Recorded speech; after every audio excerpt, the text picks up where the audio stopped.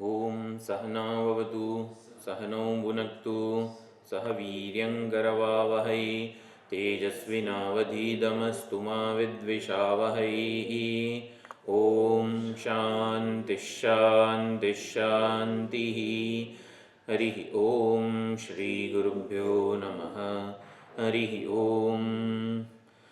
वन्दे देवमुमापतिं सुरगुरुं वन्दे जगत्कारणं वन्दे पन्नगभूषणं मृगधरं वन्दे पशूनां पतिं वन्दे सूर्यशशाङ्कवह्निनयनं वन्दे मुकुन्दप्रियं वन्दे भक्तजनाश्रयं च वरदं वन्दे शिवं शङ्करं वन्दे शिवं शङ्करम्।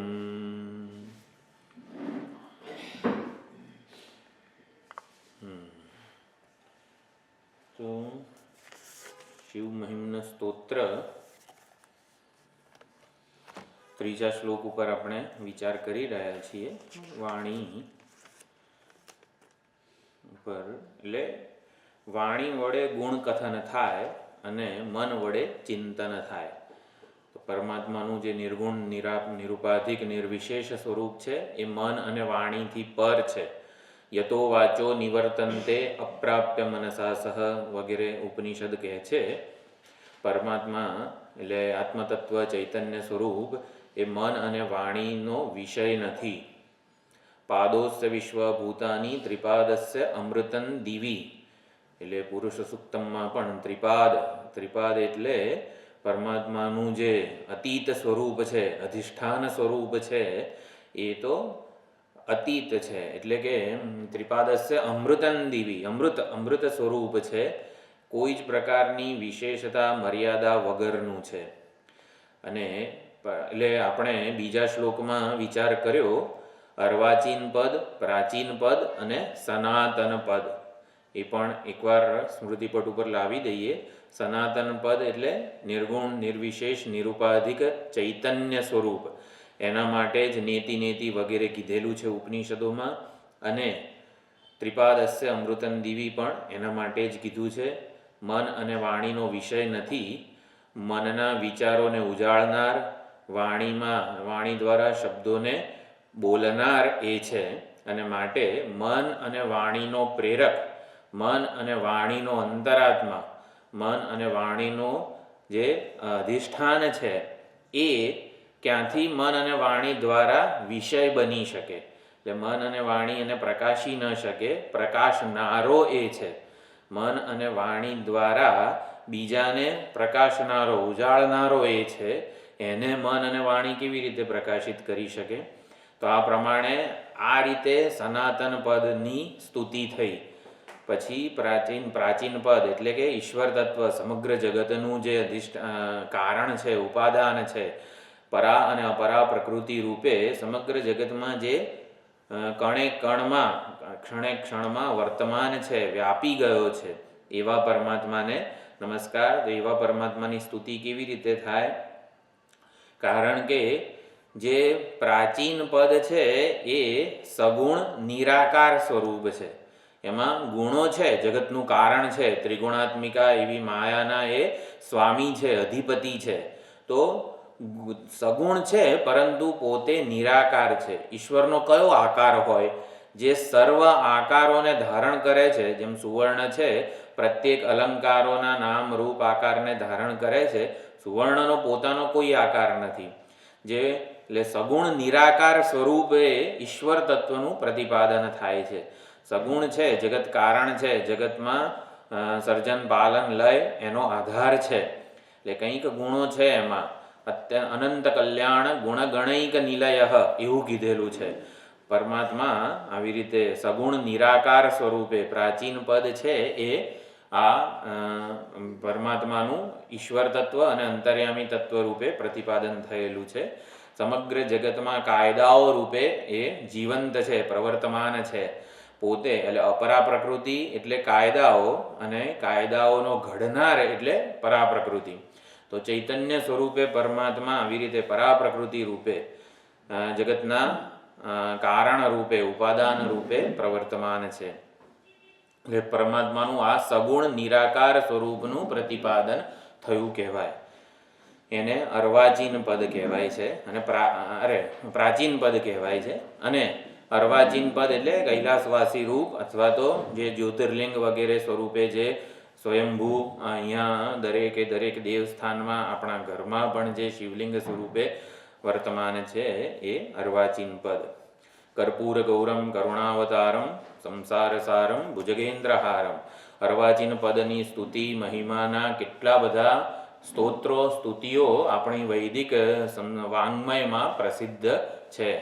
કર્પૂર ગૌરમ, કર્પૂર એટલે સફેદ, તો શુદ્ધ સ્ફટિક સંકાશમ, અત્યંત શુદ્ધ પવિત્ર નિર્મળ એવું એમનું સ્વરૂપ છે.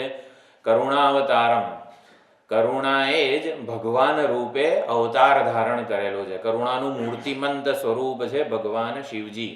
તો શિવજીએ જે કંઈ પણ કરેલું છે કૈલાસવાસી અવતારમાં, એ માત્ર ને માત્ર કરુણાથી પ્રેરાઈને કરેલું છે. એમને પોતાનું કોઈ જ પ્રયોજન ના હોય.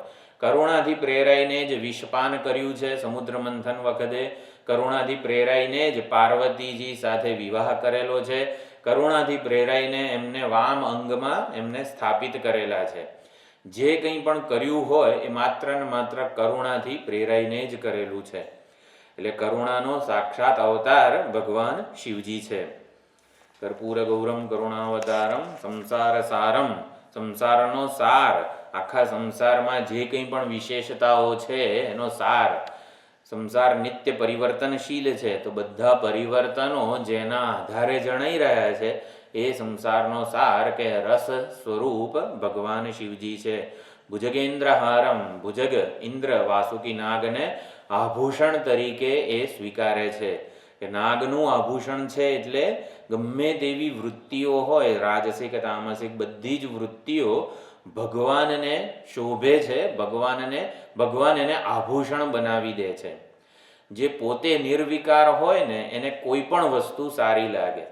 ભગવાન કૃષ્ણ અધરમ મધુરમ વદનમ મધુરમ, જે કંઈ પણ કરે મધુર કેમ હોય? એ તો સ્વાર્થ નથી પોતાનો, પોતે પરિપૂર્ણ છે, અને માટે ભગવાનનું બધું જ મધુર હોય. એ બોલે ચાલે ગમે તે કરે મધુર હોય. એમ ગમે તે વૃત્તિઓ ચૈતન્યનું આભૂષણ છે. તો ભુજગેન્દ્રહારમ, ભુજગને જ આભૂષણ તરીકે એ ધારણ કરે છે. એટલે ગમે તેવી વૃત્તિઓનું એ અધિષ્ઠાન છે. ગમે તે વૃત્તિને પોતાનું આભૂષણ એ બનાવી શકે છે. સંસાર સારમ ભુજગેન્દ્રહારમ સદા વસંતમ હૃદયારવિંદે. ભગવાન ગમે તેવો માયાપતિ હોય ને, જગતનું કારણ હોય, જગતનું ઉપાદાન હોય, જે કરવું હોય ભગવાનને કરે. સર્જન પાલન લય પ્રવેશ અનુગ્રહ બધું જ કરે છે. પણ ભગવાનને પથારીમાં સૂવું હોય, થોડો આરામ કરવો હોય, આટલું બધું જગતનું સર્જન પાલન લય કરે, થાકી જાય તો પછી ભગવાનને સૂવું પડે ને. તો સૂવે ક્યાં ભગવાન? તો બધું છોડીને ભગવાન આપણા હૃદયમાં ઓશિકું ને પથારી ને બધું આવી જાય છે, હૃદયમાં સૂઈ જાય છે. તો ભગવાન આખા જગતનું સંચાલન કરે છે, પણ એમને થાક ઉતારવો હોય, સૂઈ જવું હોય ને તો આપણા હૃદયમાં જ આવવું પડે. સદા વસંતમ હૃદયારવિંદે, હૃદયરૂપી કમળમાં જ ભગવાન સૂવે છે. આપણા હૃદયમાં જ ભગવાનને નિરાંત મળે છે. માયારૂપી ઉપાધિ તો આપણે ભગવાનને પહેરાવી છે. એટલે કોઈ શાલ ઓઢાડે આપણને, તો શાલ પછી આપણે હંમેશા ના પહેરી રાખીએ, ક્યારેક તો કાઢીએ ને.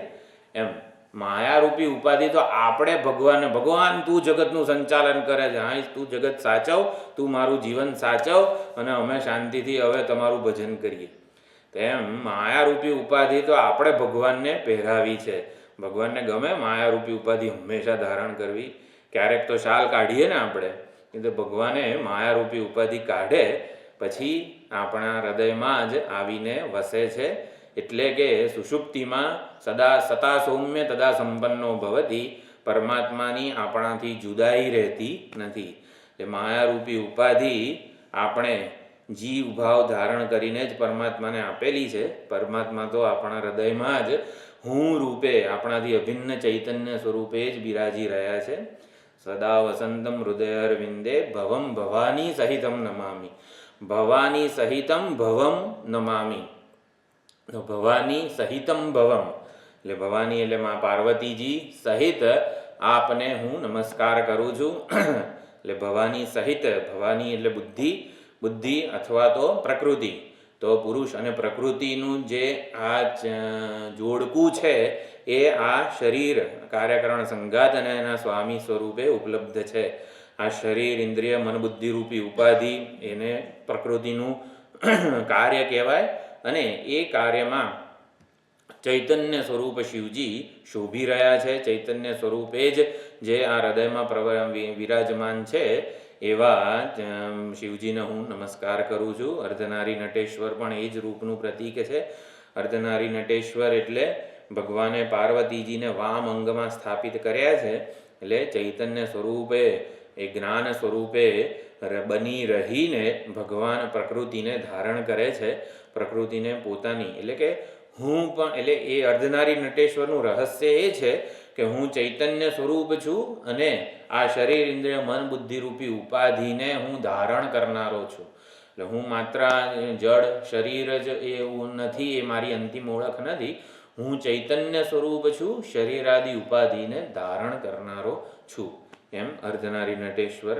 તો કેવું સુંદર અર્વાચીન પદનું નિરૂપણ હોય તો કેટલું આ શ્લોકો અનેક કવિઓએ આટલા બધા સ્તોત્રો સૂક્તો વગેરે બધું રચ્યું છે.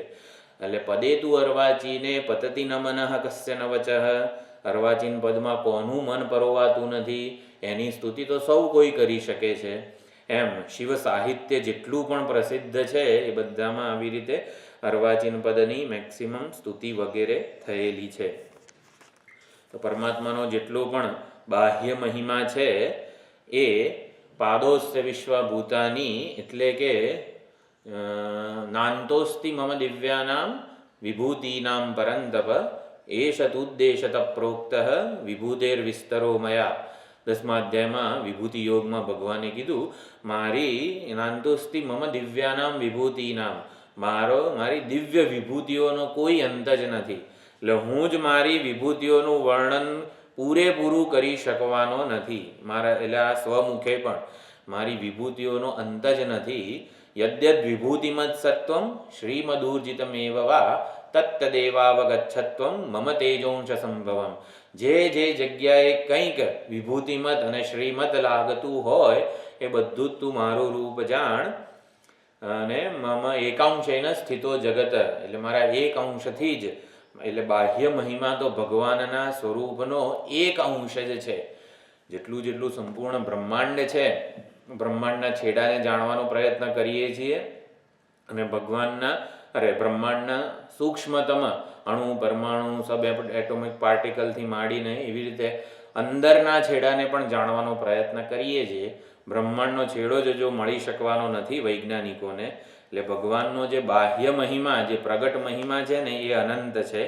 એની પણ સ્તુતિ પૂરી થઈ શકે એમ નથી. એકાંશ એના સ્થિતો જગત, એક અંશ રૂપે જ માંડ ભગવાન અહીં પ્રગટ થયા છે. અને એનો જ પાર આપણે વૈજ્ઞાનિક ઉપકરણોથી પામી શકે એમ નથી. એટલે બાહ્ય મહિમાની સગુણ નિરાકાર સ્વરૂપની પણ સ્તુતિ થઈ શકે એમ નથી. અને આંતર મહિમા એટલે કે ભગવાનનું જે સનાતન પદ છે એ તો મન અને વાણીનો વિષય જ નથી અને માટે એની પણ સ્તુતિ થઈ શકે નહીં. તો સગુણ સાકાર રૂપ જે છે એને અર્વાચીન કહેવાય. એની સ્તુતિ થઈ શકે છે અને એ સૌ કોઈ પોતાના મનમાં એ ઈશ્વર તત્વનો પ્રવેશ કરાવીને ઈશ્વરમય ભગવાનમય એનું મન વાણી વગેરે બનાવી શકે છે. એ સગુણ સાકાર રૂપ એટલે અર્વાચીન પદ, સગુણ નિરાકાર રૂપ એટલે પ્રાચીન પદ જે ઈશ્વર તત્વ અંતર્યામી વગેરે છે એ, અને નિર્ગુણ નિરાકાર રૂપ એટલે સનાતન પદ. સનાતન પદ ચૈતન્ય સ્વરૂપ છે, પ્રસન્ન થઈને પોતે પ્રગટ થનારું છે. નિર્ગુણ નિરાકાર કે સનાતન પદને આપણે જાણી શકીએ નહીં, આપણે ખાલી એની વરણી યમે વૈશ વૃણુતે તેન લભ્ય એનું વરણ કરવાનું છે. એ પોતે પ્રગટ થાય છે એટલે એનું જ્ઞાન કરાવવાની જવાબદારી એની પોતાની છે. એટલે કે સ્વયં પ્રકાશ ચૈતન્ય સ્વરૂપ જણાય કઈ રીતે? આ શબ્દમાં જ વધતો વ્યાઘાત રહેલો છે. સ્વયં પ્રકાશ ચૈતન્ય સ્વરૂપ જણાય કઈ રીતે? તો જે સ્વયં પ્રકાશ હોય એ કોઈ દિવસ જણાય નહીં, એ પ્રગટ થાય, પોતે પ્રસન્ન થઈને પ્રગટ થાય છે.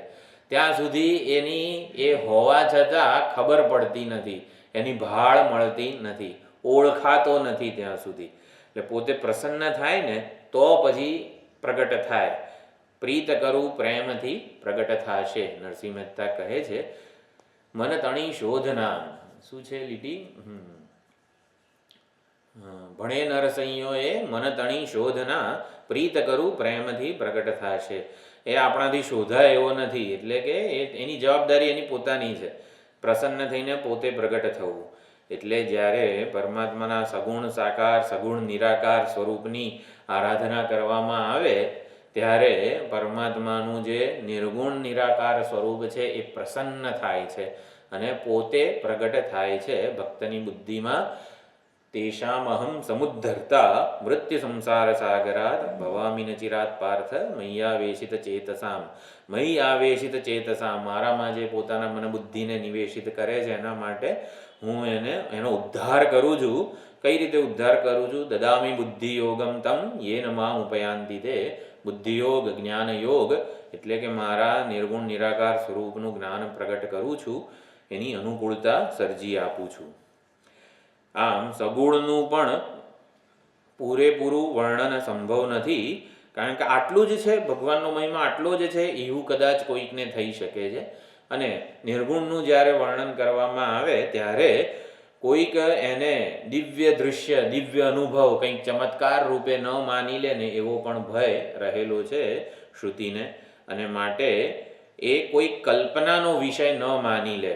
નિર્ગુણ નિરાકાર વિશે પ્રતિપાદન કરે છે ત્યારે એને કોઈ કલ્પના ન માની બેસે એવું પણ એક આશ્ચર્ય અને ભય રહેલો હોય છે. એટલે સનાતન પદ આપણે વારંવાર આ રીતે ભગવાનના મહિમાને યાદ કરવાનો છે. સનાતન પદ, પ્રાચીન પદ અને અર્વાચીન પદ, આ ત્રણેય પદનો વિષય, અધિકારી અને પ્રયોજન જુદું જુદું છે. સનાતન પદનો વિષય, અધિકારી, પ્રયોજન શું છે? પ્રયોજન સનાતન પદ એટલે નિર્ગુણ નિર્વિશેષ નિરુપાધિક સ્વરૂપ પરમાત્માનું. એનું પ્રયોજન એ તત્વરૂપે પરમાત્માનું નિરૂપણ કેમ થયું છે? તો કે એનું અપરોક્ષ જ્ઞાન આચાર્ય મુખેથી શ્રુતિ વાક્યો મહાવાક્ય વિચાર દ્વારા એ નિર્ગુણ નિરાકાર સ્વરૂપનું આપણે જ્ઞાન પ્રાપ્ત કરવાનું છે. અપરોક્ષતયા સાક્ષાત અપરોક્ષ બ્રહ્મ સ્વરૂપે જે છે એનું જ્ઞાન પ્રાપ્ત કરવાનું છે. એટલે એનું પ્રયોજન છે. જ્ઞાન દ્વારા મોક્ષ કે કૈવલ્યની પ્રાપ્તિ થાય. એટલે શ્રવણ મનન નિધિધ્યાસન એ સાધનો છે અને એ વિષય અપરોક્ષ જ્ઞાન છે.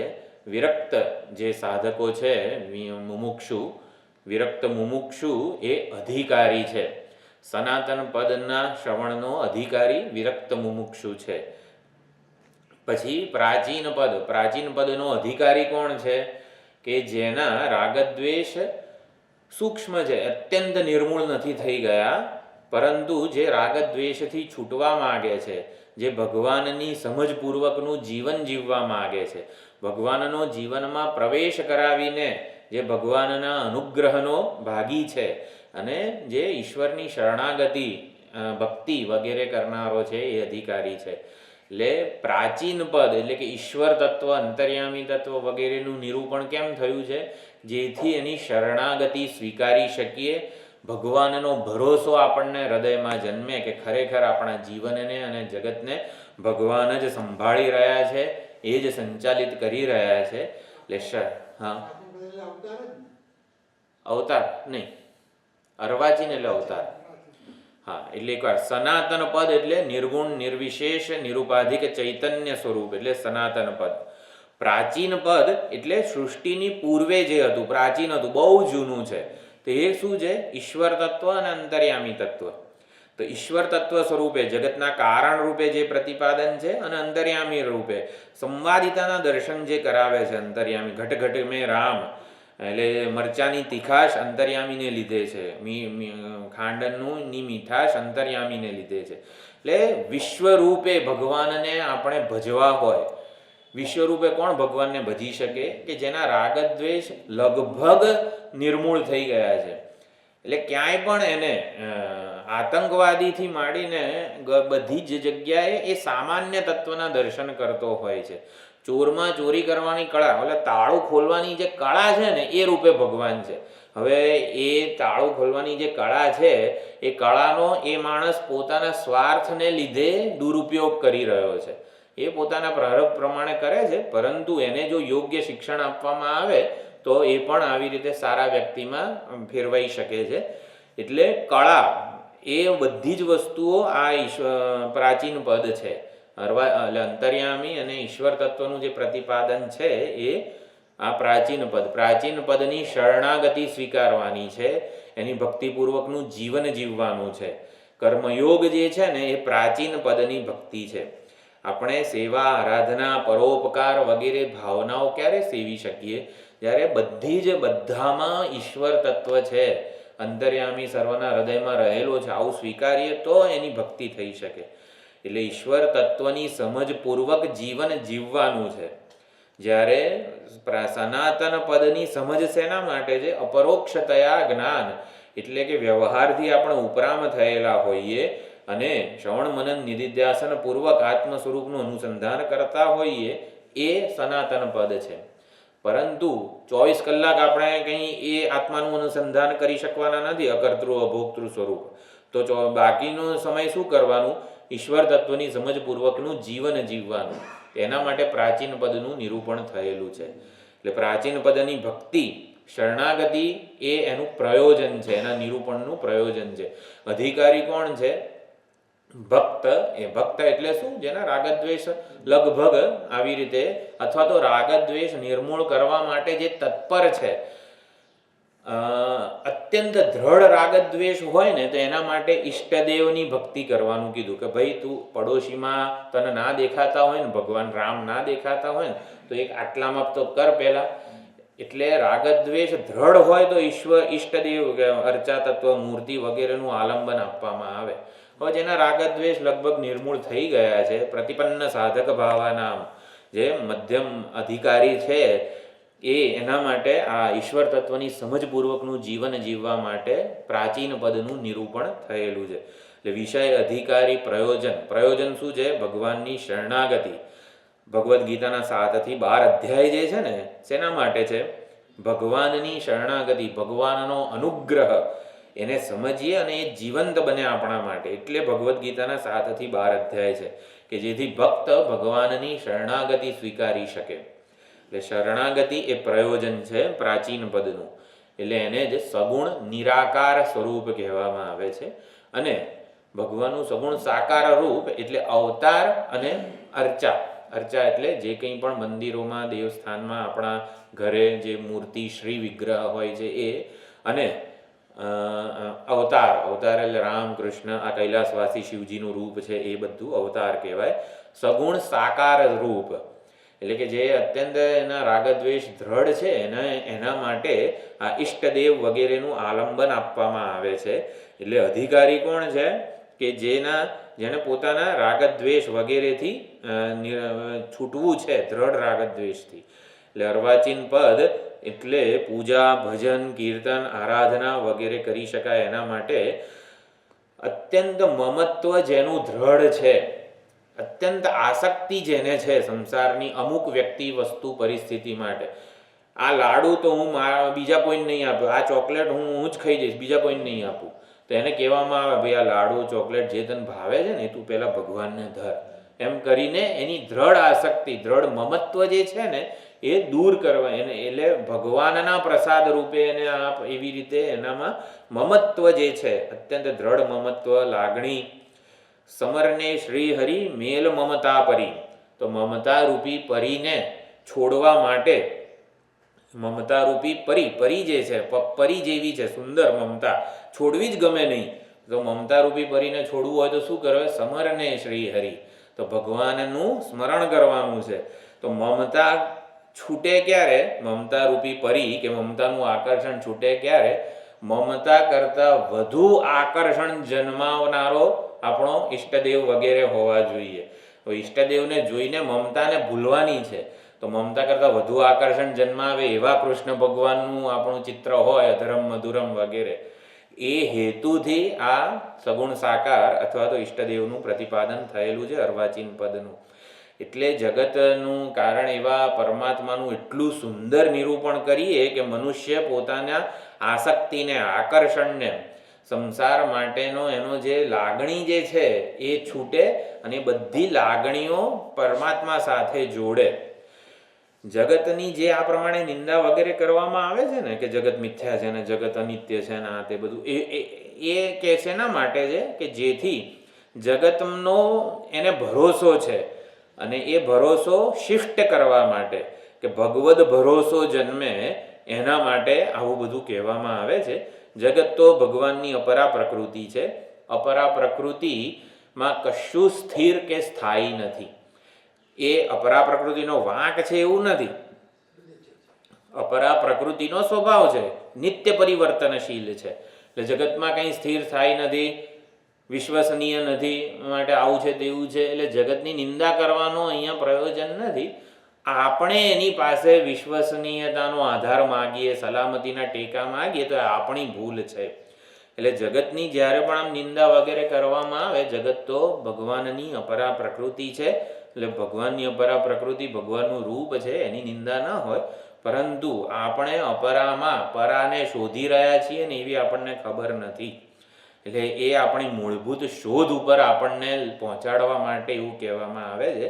પરા એટલે વિશ્વસનીય આધાર, જે હંમેશા એવું ને એવું રહે. પરા પ્રકૃતિ એટલે ચૈતન્ય સ્વરૂપા, ક્ષેત્રજ્ઞ લક્ષણા એવું ભાષ્યકારે કીધેલું છે. તો ક્ષેત્ર એટલે અપરા પ્રકૃતિ અને ક્ષેત્રજ્ઞ એટલે પરા પ્રકૃતિ. એ પ્રમાણે આપણે એવી રીતે સમજવાનું છે. અપરા પ્રકૃતિ એટલે પાણી, અગ્નિ વગેરે જે કંઈ પણ જગતમાં છે, તો અગ્નિ દજાડે છે કેમ? કોઈક દિવસ અગ્નિમાં હાથ નાખીએ અને આમ ઠંડો લાગે તો ના લાગે. કેમ? કારણ કે એ અપરામાં પરા રહેલી છે ને, માટે એ એના કાયદાનું અનુસરણ કરે છે. એટલે અપરામાં, અગ્નિમાં બીજાને બાળવાની અને પ્રકાશવાની શક્તિ રૂપે પરા છે. એટલે કે અગ્નિ તત્વમાં પરા પ્રકૃતિ ચિદાભાસ રૂપે અંદર પ્રવર્તમાન છે ને, માટે અગ્નિનું આ કાર્ય થઈ રહ્યું છે.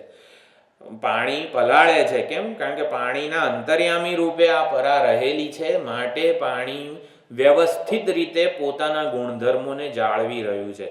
એટલે અપરા પ્રકૃતિમાં જે કાયદાઓ જણાય છે એ પરા એમાં પ્રતિબિંબિત થઈ રહેલી છે, માટે એ પોતાની મર્યાદાનું ઉલ્લંઘન કરતી નથી.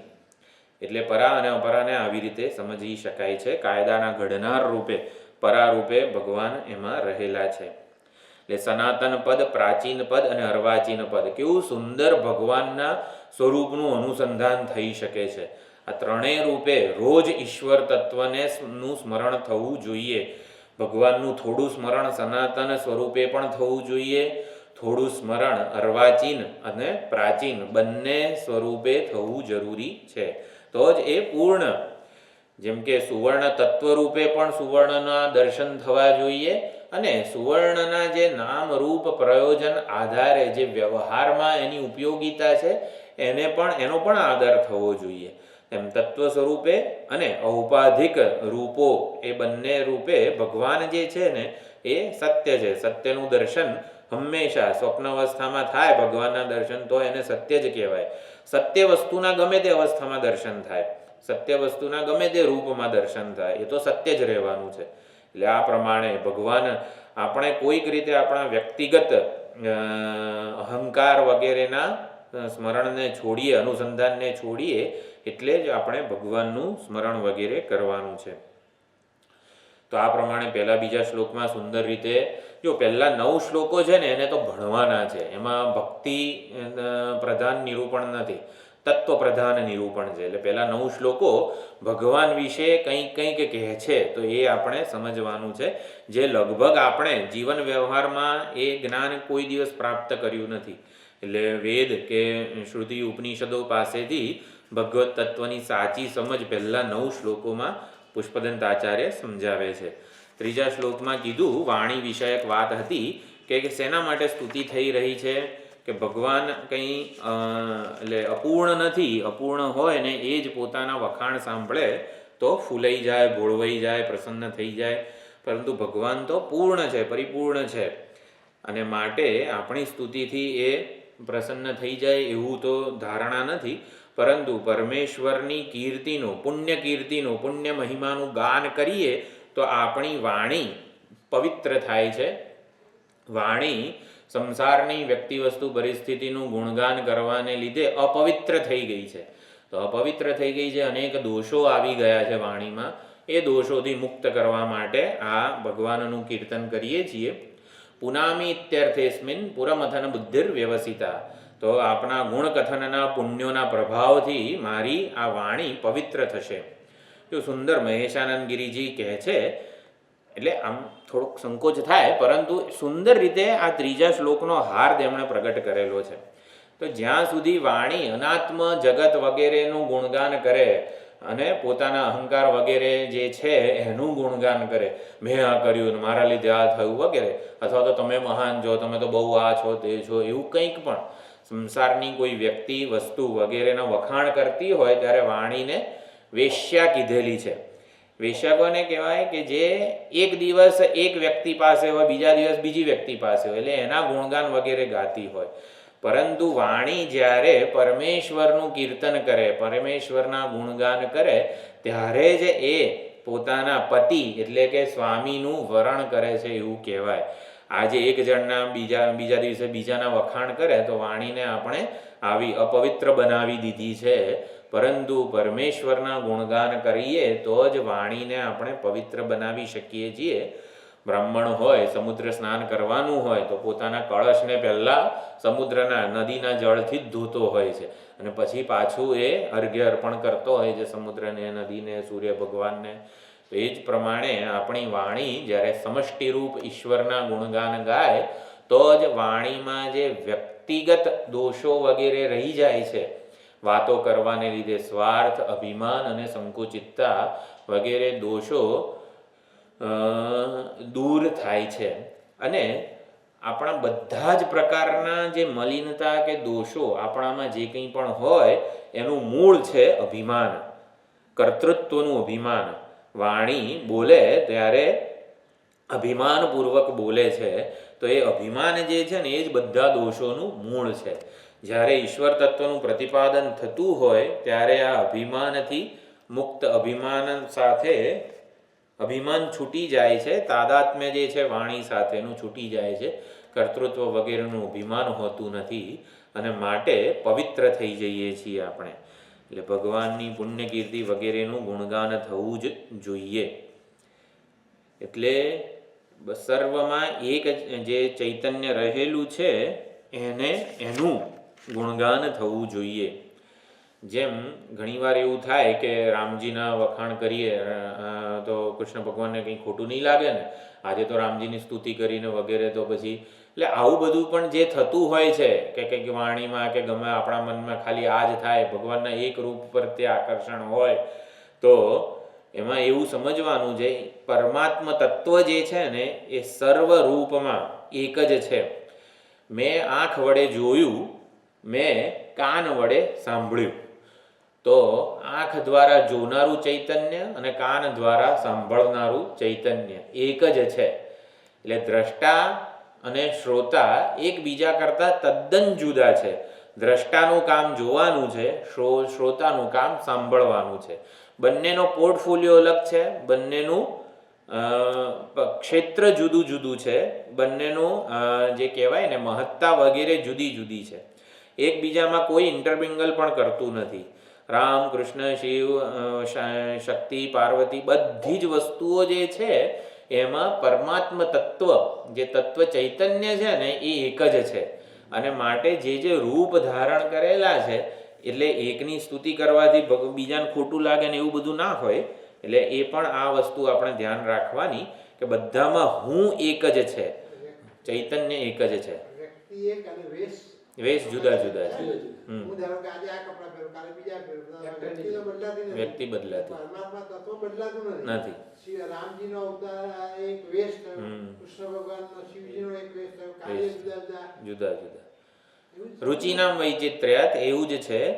પ્રેમનું આવાહન, વાત્સલ્યનું આવાહન, પ્રેમનું આવાહન કરવું હોય પૂર્ણમાંથી, પૂર્ણ જ અનેક વેશ ધારણ કરનારો છે.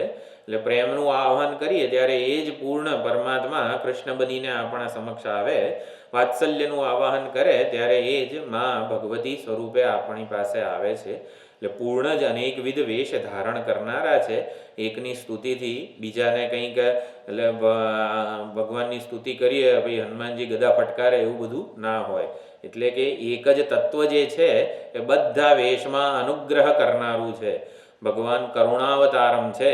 કરુણાથી પ્રેરાઈને જ આપણા જીવનમાં એ આવે છે. એટલે કે સર્જન, પાલન, લય, પ્રવેશ અને અનુગ્રહ, આ 5 કાર્ય ભગવાનના કીધા છે. ભગવાનનો અનુગ્રહ જે છે ને એ બધામાં રહેલો છે. અનુગ્રહથી પ્રેરાઈને જ સર્જન કરે છે, અનુગ્રહથી પ્રેરાઈને જ પાલન કરે છે, અનુગ્રહથી પ્રેરાઈને જ સંહાર પણ કરે છે, અનુગ્રહને માટે જે પ્રવેશ વગેરે પણ કરે છે. તો આ પ્રમાણે અનુગ્રહ જે છે એ જ પ્રધાન છે, કરુણા પ્રધાન છે પરમાત્માના સર્વ લીલાઓમાં. એટલે શું હતું, ચોથા શ્લોકની જે ભૂમિકા છે, જડદીય વગેરે કરીને આવે છે. એટલે મનુષ્યની જે નબળાઈ છે કે જે વસ્તુ એને સમજાય એમાં એ દોષ જુએ છે, અને જે વસ્તુ સમજાતી નથી એનાથી ગભરાય છે. જે વસ્તુને સમજાય, ભગવાન શિવલિંગ છે, શિવ મંદિર છે વગેરે, એને સમજાય છે, એને આંખ પોતાની બુદ્ધિથી ભગવાનનું જે આ સ્વરૂપ છે દેખાય છે, એમાં દોષ જુએ છે. આટલું બધું દૂધ કંઈ ભગવાનના અભિષેકમાં અપાતું હશે, કોઈ ગરીબને મદદ કરો ને આમ તેમ વગેરે. એટલે જે વસ્તુ એની બુદ્ધિમાં ઉતરે છે એમાં એ દોષના દર્શન કરે છે. અને જે વસ્તુ એને સમજાતી નથી, ભગવાન જગતનું સંચાલન કરે છે, જીવન રચનાને પણ એ જ સારથી છે, આ બધું એને પોતાની રીતે તો સમજાય એવું નથી કે કોઈક અદૃશ્ય શક્તિ જ આ જગતને ચલાવી રહી છે, આવું એને પોતે સમજાતો નથી ને એટલે એ ગભરાય પણ છે. તો આ પ્રમાણે આ એક નબળાઈ હોય છે.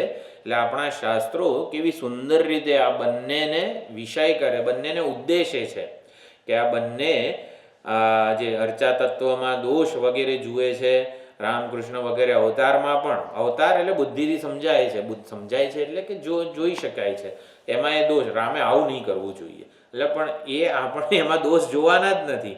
એટલે કે એમાં આપણે એ શેના માટે અવતાર, અર્ચા વગેરે જે અર્વાચીન પદ છે એની શું કરવાની છે, પૂજા, આરાધના, સેવા, લાગણીપૂર્વક એની સાથે જોડાવા માટે એ તત્વનું પ્રતિપાદન થયેલું છે. એટલે કે દરેક સ્વરૂપ જે છે ભગવાનનું વિષય, અધિકારી, પ્રયોજન સ્પષ્ટપણે આપણા પાસે એની સમજ હોવી જોઈએ. એટલે એક અર્ચા તત્વમાં ભગવાનનું સામર્થ્ય જોવાનું નથી. જે શિવલિંગ રૂપે હોય, શિવલિંગ મંદિરમાં કેટલી બધી ગંદકી હોય છે, એટલે પણ એ અર્ચામાં જોવાનું જ નથી. અર્ચાનું પ્રતિપાદન કયા પ્રયોજનથી થયું છે કે જેથી આપણે સેવા, પૂજા, આરાધના કંઈક સમર્પણનો ભાવ જગાડી શકીએ, એના માટે અર્ચા તત્વ છે. એટલે એમાં સામર્થ્ય નથી જોવાનું. સામર્થ્ય જોવું હોય તો આવી રીતે અવતાર, એક ટટલી આંગળીએ ગોવર્ધન વગેરે ધારણ કરે છે, ઈશ્વર તત્વ સમગ્ર જગતને ચલાવી રહ્યા છે, પૃથ્વી, ગ્રહો, નક્ષત્રો બધું વ્યવસ્થિત સંભાળી રહ્યા છે, એમાં સામર્થ્ય જોવાનું છે, અર્ચામાં સામર્થ્ય નથી જોવાનું. તો આ પ્રમાણે કેટલાક ભગવાનના ઐશ્વર્યનું ખંડન કરે છે, તો એવા કુતર્કો કરે છે જડબુદ્ધિવાળા. અને એ પહેલાં આ એક વાણીની વાત કરવાની છે. ત્રીજા શ્લોકમાં જે કીધું પુનામી ઇત્યર્થ, પહેલાં ત્રીજો શ્લોક તો બોલી લઈએ. ત્રીજો શ્લોક એકવાર બોલી લઈએ. મધુસ્ફીતા વાચ પરમમૃતમ નિર્મિતવતઃ તવ બ્રહ્મન કિં વાગપિ સુરગુરોર્વિસ્મયપદમ મમ ત્વેતાં વાણીં ગુણકથન પુણ્યેન ભવતઃ પુનામીત્યર્થેऽસ્મિन् પુરમથન બુદ્ધિર્વ્યવસિતા. પુરમથન, હે પુરમથન, હે ત્રિપુર દહન કરનારા શિવજી, પુરમથન ઇત્યર્થેસ્મિन् મમ બુદ્ધિ વ્યવસિતા. વ્યવસિતા એટલે નિશ્ચિત થઈ ગઈ છે, પ્રવૃત્ત થઈ ગઈ છે. વ્યવસાયાત્મિકા બુદ્ધિ એકેહ કુરુ નંદન. તો વ્યવસાય, એક મિનિટ, આપણે વ્યવસાય શબ્દ એક આવ્યો છે ભગવદ્ ગીતાના બીજા અધ્યાયમાં.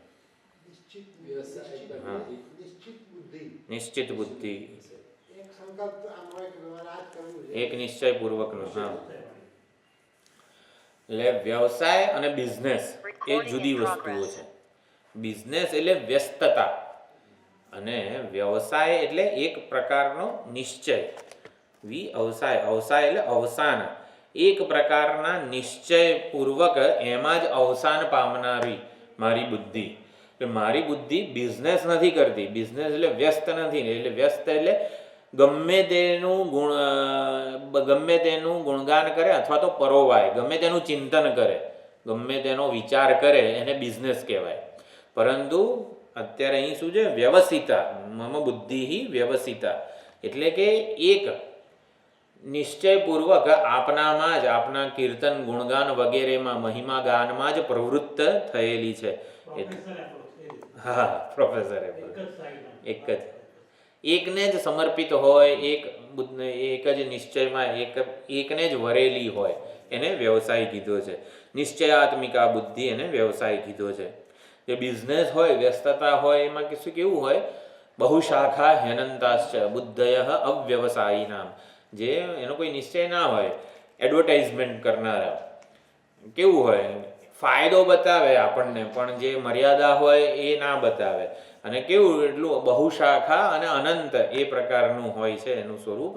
પરંતુ મારી બુદ્ધિમાં વ્યવસાય નિશ્ચય જન્મી ચૂક્યો છે કે એ જ એક પરમાત્મા તત્વ જ સત્ય છે, માટે એનું આપણે પ્રતિપાદન કરવાના છીએ. એટલે વાણીની પવિત્રતા સિદ્ધ કરવા માટે, પવિત્રતા એટલે કે પોતાની નમ્રતા પણ સિદ્ધ કરવી છે. એટલે અહીં પુષ્પદંત આચાર્ય પોતાની નમ્રતા દ્વારા પ્રગટ કરીને ઈશ્વરનો મહિમા એનો પ્રગટ કરે છે. મારી બુદ્ધિમાં જે કંઈ પણ સામર્થ્ય, સૂઝ, કળા વગેરે છે એ કેવળ આપની જ છે. એટલે કે દૈન્ય ભાવ એટલે હું તો કંઈ કરી શકું નહીં, એને દૈન્ય નથી કીધું. દૈન્ય ભાવમાં યાચક નમ્રતા એટલે યાચક બુદ્ધિ. યાચક બુદ્ધિ એટલે શું છે? સકૃદેવ પ્રપન્નાય તવાસ્મી તીચ યાચતે. યાચતે એટલે માગે છે. માગણ એટલે શું? તવાસ્મી. હા, હું તમારો છું. સકૃદેવ પ્રપન્નાય, સકૃત એટલે એક જ વાર જે પ્રપન્ન શરણાગત થઈને તવાસ્મી ભગવાન તમારો છું, તમારી શરણે આવેલો છું, આવી રીતે જે યાચના કરે છે, દદામી એતદ વ્રતમ મમ અભયમ સર્વભૂતેભ્ય, ભગવાન એને અભય પ્રદાન કરે છે. તો આ પ્રમાણે દૈન્ય ભાવ એટલે યાચક એ યાચના કરે છે. યાચના કરે છે, શરણાગતિ સ્વીકારે છે, એને દૈન્ય કીધું છે. એટલે દૈન્ય એટલે હું તો કંઈ જ નહીં કરી શકું, એને દૈન્ય નથી કીધું. મારામાં જે કંઈ પણ બળ, બુદ્ધિ, કુશળ, સામર્થ્ય છે ને એ બધું તમારું છે. પ્રભુ કી કૃપા ભયઉ સબ કાજુ, જન્મ હમાર સુફલ ભા આજુ. જ્યારે વાનરો, હનુમાનજી, અંગદ ને બધા સીતાજીની ભાળ મેળવવા માટે જાય છે અને પછી પાછા આવતા હોય છે, ત્યારે બહુ બધા કૂદાકૂદ કરતા હોય છે અને પેલું ફળ ને બધું ખાતા હોય છે, કંદમૂળ. એટલે સુગ્રીવ રામજીને કહી દે છે, જો આ લોકોને ના મળ્યા હોત ને સીતાજી, તો આ ફળ ને કંદમૂળ કંઈ ખાતા આવત નહીં, ભૂખ્યા રહીને આવે. એટલે કશું આવી રીતે ધમાલ મસ્તી, ધીંગા મસ્તી કર્યા વિના આવત. પરંતુ આ ધીંગા મસ્તી કરી રહ્યા છે, ફળ કંદમૂળ ખાઈ રહ્યા છે, સીતાજીની ભાળ આ લોકો લાવ્યા છે. ત્યારે રામજી પૂછે છે કે સીતાજીની ખબર મળી ગઈ, ત્યારે કહે છે પ્રભુ કી કૃપા ભયઉ સબ કાજુ. ભાઈ પ્રભુ તમારી કૃપા હતી, સબ કાજુ ભયઉ, બધા કામ પાર પડી ગયા છે. જન્મ અમારે સુફલ બાદ, અમારો જન્મ જે છે સફળ થઈ ગયો છે. જે કર્મ, જે આ પ્રયોજનથી પ્રભુ આપે અમને મોકલ્યા હતા, પ્રયોજન સિદ્ધ થઈ ગયું છે આપની કૃપાથી. એટલે દૈન્ય ભાવ એટલે મારામાં જે કંઈ પણ સામર્થ્ય, બળ, કુશળતા છે ને એ આપનો અનુગ્રહ છે, આપનું છે. એટલે એનો યશ જે છે ને ભગવાન તમારો છે, આપ જ એના માલિક છો. મારામાં 10 લીટર પાણીનો બાટલો જે છે ઊંચકવાની તાકાત હોય ને તો એ ભગવાનની છે. મારામાં 1 જ લીટર ઉંચકવાની તાકાત છે, તો 1 લીટર પણ ભગવાનની છે. એટલે અત્યારે જરાય તાકાત નથી ને એવું બધું નહીં, જેટલી છે ને એ ભગવાનની છે એમ. એટલે કે આટલું તો હું ના કરી શકું નહીં, ભગવાનનું સામર્થ્ય હોય, ભગવાનની કૃપા હોય ને તો બધું થઈ શકે. એટલે આ હું ના કરી શકું એને દૈન્ય નથી કીધું, જેમ કે આ બધું આપણે આપણું કામ નહીં, એટલે એને દૈન્ય નથી કીધું. આ આપણું કામ નહીં, એને દૈન્ય નથી. હા પોઝિટિવ જેટલું છે, હા અડધો ગ્લાસ ખાલી છે કે અડધો ગ્લાસ ખાલી છે નહીં, જે ભરેલો ગ્લાસ છે એ ભગવાનની જે કંઈ પણ છે એમ. એટલે મારામાં જે કંઈ પણ સામર્થ્ય છે એ કેવળ ભગવાનનો અનુગ્રહ છે. એ પ્રમાણે જે વિચારવાનું છે એને વ્યવસાય કહેવામાં આવે છે. વ્યવસાય એટલે નિશ્ચય. તો કેવા પ્રકારનો નિશ્ચય? આ નિશ્ચય એટલે ભવતઃ ગુણકથન પુણ્યેન, એટલે આપણા ગુણકથનના પુણ્ય વડે હું મારી વાણીને પવિત્ર કરું એવા ઉદ્દેશ્યથી મારી બુદ્ધિ આપની સ્તુતિ કે આપના મહિમા ગાનમાં પ્રવૃત્ત થયેલી છે. હે પુરમથન, હે ત્રિપુરાસુર સંહારી. એટલે આ પ્રમાણે મધુસ્ફિતા વાણી અને પરમ અમૃતમ વાણી, એ બંને પ્રકારની વાણીનું સર્જન પરમાત્માએ કરેલું છે. વેદવાણીમાં પરમાત્માની વાણી એટલે વેદરૂપી વાણી. તો વેદવાણી અત્યંત મધુર છે.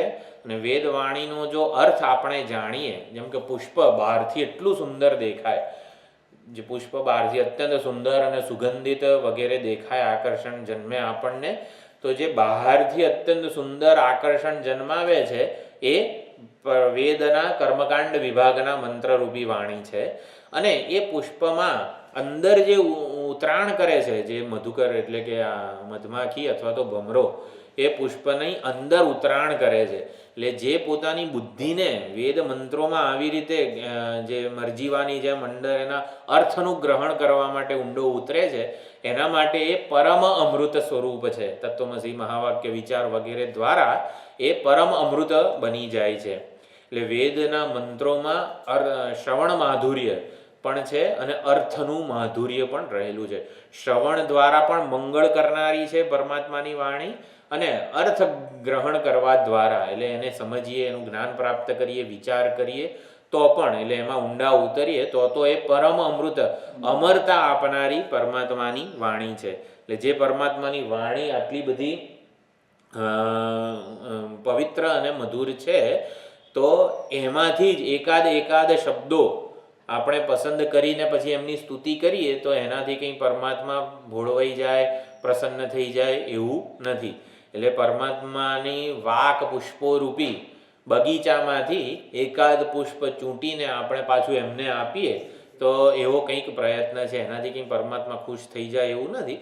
તો આપણે સમર્પણનો ભાવ દ્રઢ કરવા માટે આ બધું કરી રહ્યા છીએ કે કંઈક ભગવાનને સમર્પણ થાય, ભગવાનનું ચિંતન થાય, જેથી વાણીમાં વ્યક્તિગત જે બધા દોષો આવી ગયા હોય સંસારની વ્યક્તિ વસ્તુ પરિસ્થિતિના ગુણગાનને લીધે, એ બધા દોષો નિર્મૂળ થાય. અને પવિત્ર વાણી, હે પુષ્પદંત, આ વાણીને પવિત્ર કરીને તમે કરશો શું? તો કે મારી વાણી પવિત્ર થશે તો પવિત્રતાનું દૃષ્ટ ફળ મને મળશે. એટલે જીવનમાં સંઘર્ષ મુક્તિ થાય. યજ્ઞો અને મંત્રો પવિત્ર વાણી હોય તો ફળ જલ્દી આપે છે, સફળ થઈ જાય છે. પવિત્ર વાણીમાં બધા જ સદગુણો નિવાસ કરતા હોય છે. એટલે સદભાવના કે જે છે એ સીધી રીતે પ્રગટ થઈ જતું હોય છે. વેદ પઠન, મંત્ર જપ, બધી સાધના અત્યંત સફળ થઈ જાય છે પવિત્ર વાણી. પવિત્ર વાણીવાળા જે સાધકો હોય એને જલ્દીથી જ્ઞાન નિષ્ઠા પણ પ્રાપ્ત થઈ જાય છે. એટલે વાણી ભગવાનના મહિમાનું, સામર્થ્યનું જો ઉલ્લંઘન કરે કે આ મેં કર્યું, આટલું બોલવા માત્રથી જ પુષ્પદંતની જેમ ઓલા શિવ નિર્માલ્ય ઉપર પગ પડી ગયો, પરંતુ જે કંઈ પણ થઈ રહ્યું છે ભગવાનનો અનુગ્રહ છે, ભગવાનની અભિવ્યક્તિ છે એમના કૃપાને અનુગ્રહની, એવું જો આપણે સમજતા હોઈએ તો એ શિવ અપરાધ, શિવ આરાધના બની જાય છે. એટલે સત્યમ, પ્રિયમ, હિતમ અને અનુદ્વેગકરમ આ પ્રમાણે વાણી બોલે તો એ પવિત્ર થઈ શકે છે.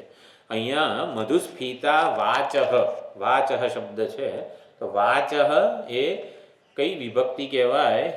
વાક, વાચૌ, વાચઃ, વાક, એટલે દ્વિતીયા બહુવચન પણ કહેવાય. નિર્મિતવતઃ તવ, એટલે કે જે મધુસ્ફિતા વાણી કે મંત્રોનું પણ આપણે નિર્માણ કરેલું છે એ પ્રમાણે. અને ષષ્ઠી એક વચન પણ થાય. બધી વાણીના આવી રીતે સારરૂપ પણ તમે જ છો, આ પ્રમાણે બે અર્થ થઈ શકે છે. એટલે શબ્દ ભંડોળના જે સર્જક છે એમને એકાદ શબ્દ આપણે પાછો સમર્પિત કરીએ તો સમર્પણનો ભાવ દ્રઢ થાય. એટલે સત્સંગ વગેરે દ્વારા આપણી શ્રવણેન્દ્રિય પવિત્ર થાય છે. અને એવી જ રીતે ગુણગાન મહિમાગાન કરવા દ્વારા વાણી પવિત્ર થાય છે. તો 4 પ્રકારની વાણી છે. શું છે? પરા, પશ્યંતી, મધ્યમા અને વૈખરી. હા, તો વૈખરી એટલે ખર એટલે સ્થૂળ. અત્યારે જે આપણે જે શબ્દોના રૂપમાં સ્થૂળ એકબીજાને સાંભળી શકીએ છીએ એને ખર કહેવાય. ખર એટલે અત્યંત સ્થૂળ. અત્યંત સ્થૂળ કહેવાય છે, પરંતુ વૈખરી વાણીમાં મોટેથી બોલીએ એને પણ વૈખરી વાણી કહેવાય, અને મનમાં બોલીએ ને એ પણ વૈખરી વાણી જ કહેવાય. એટલે ઉચ્ચ જપ અને માનસ જપ આ બંને વૈખરી વાણી જ છે. મન દ્વારા પણ આપણે જે કંઈ પણ બોલતા હોઈએ એ વૈખરી વાણી છે.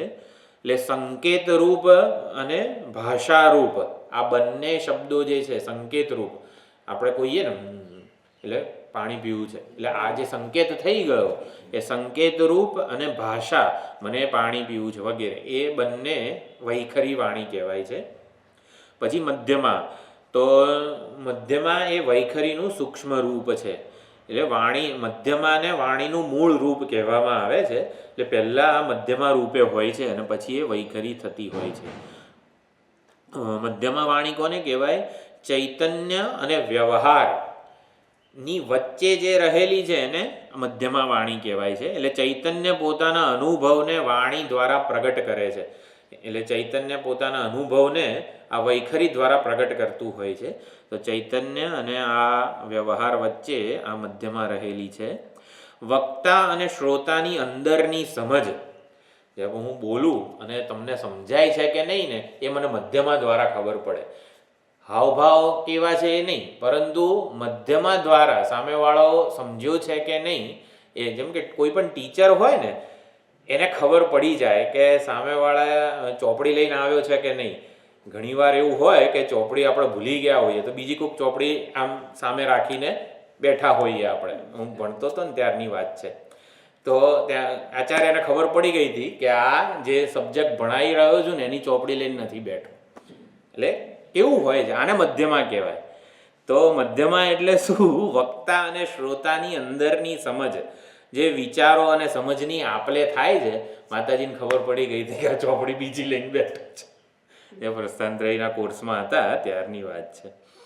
એટલે આ પ્રમાણે વિચારોની આપલે પણ જે થઈ રહી છે આપણા દ્વારા એ મધ્યમાના સ્તરે થઈ રહી છે.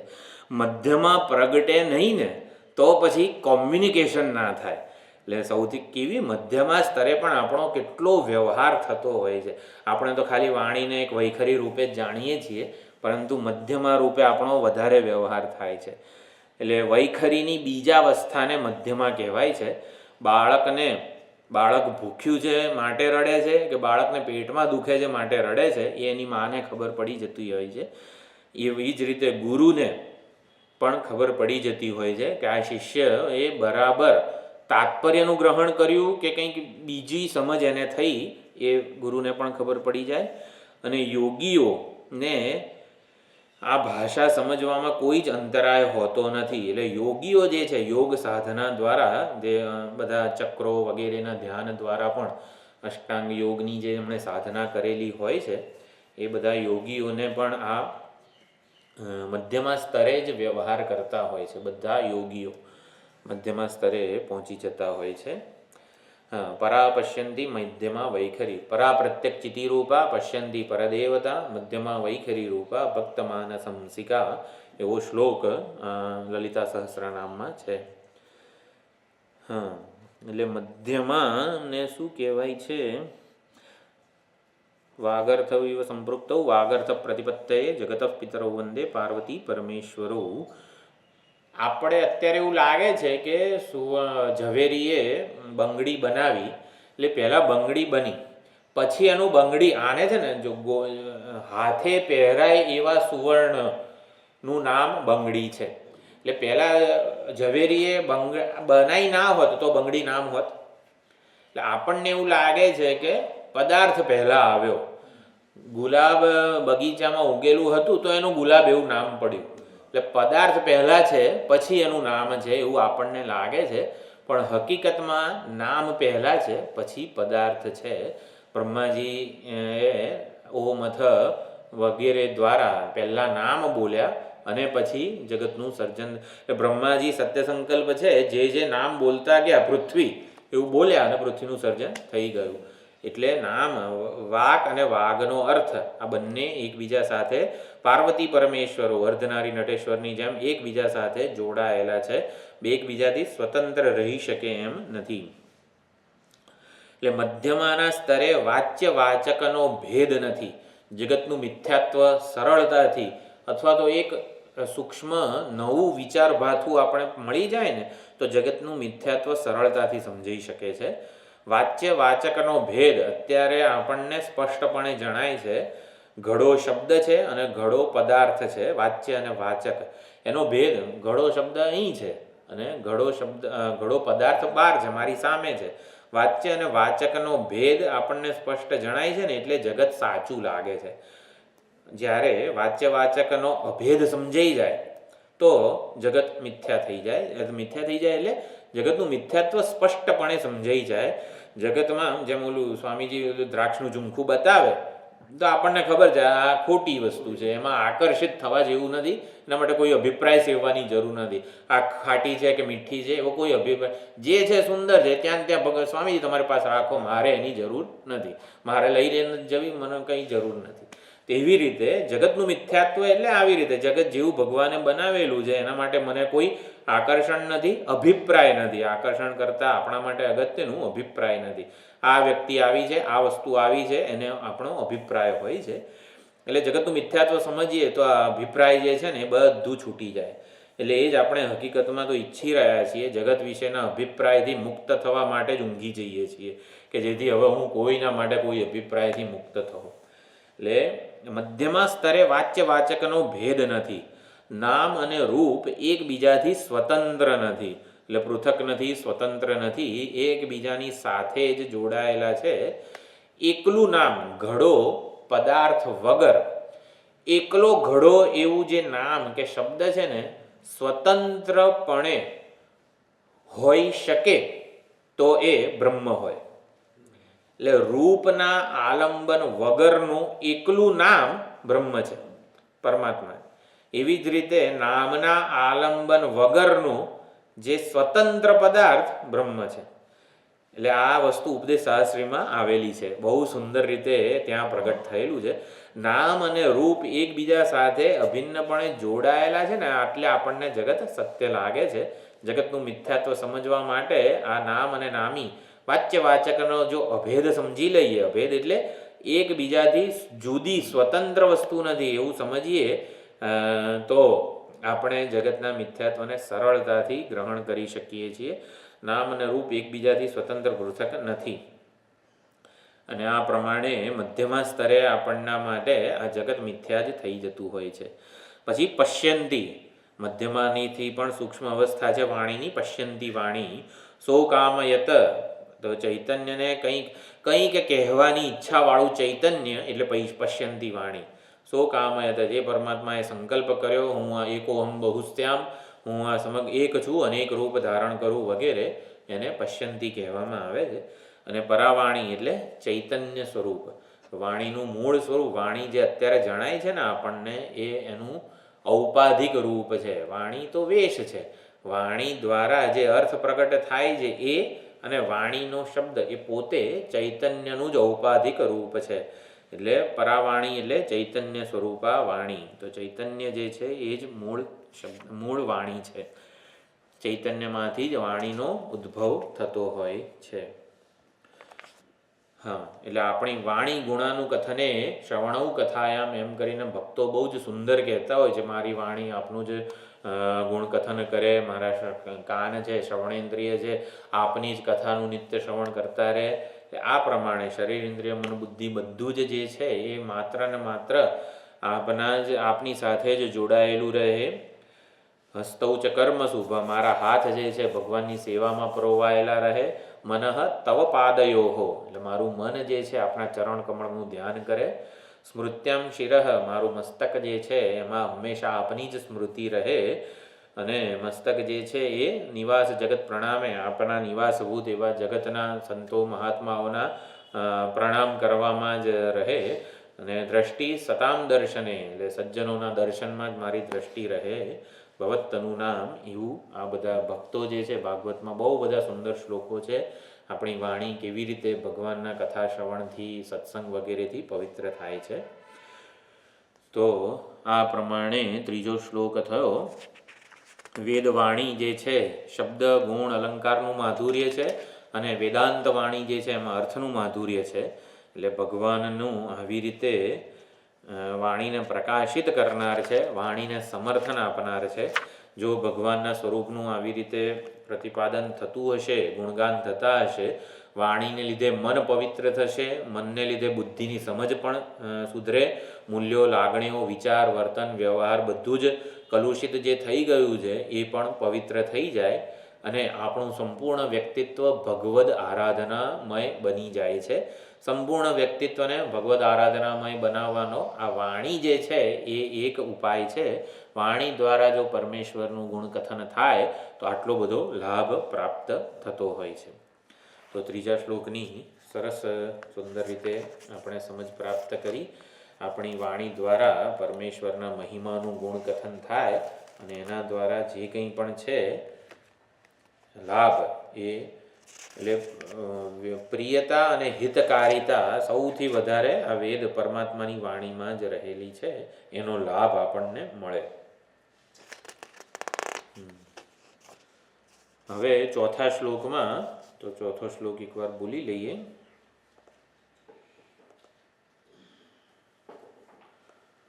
શું છે ચોથું?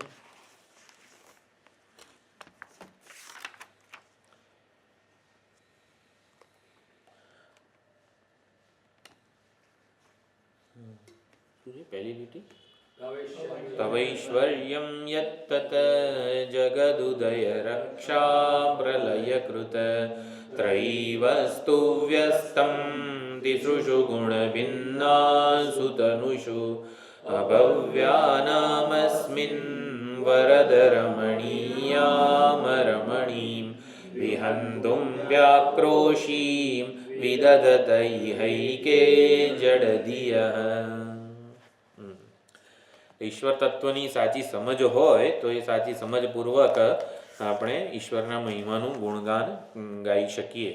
ઈશ્વર is not a matter of belief, એટલે ઈશ્વર માન્યતાનો વિષય નથી. હું માનું છું ઈશ્વરમાં, એ ખોટી વસ્તુ છે.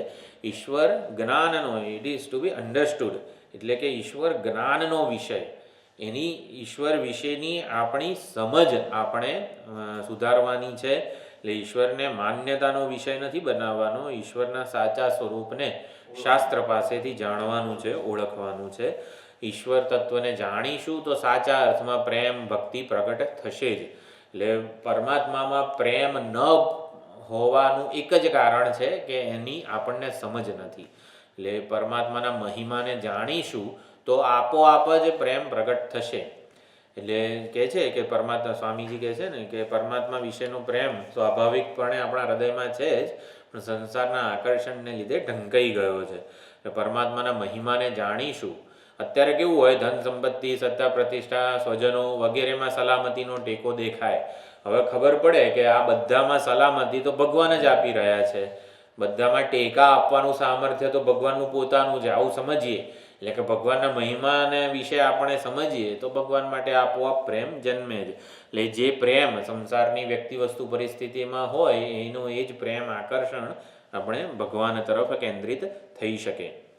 એટલે આપણા અભિમાનને દૂર કરવાનું વિચાર ભાથું આ 1 થી 9 શ્લોકોમાં આપેલું છે પુષ્પદંતાચાર્યએ.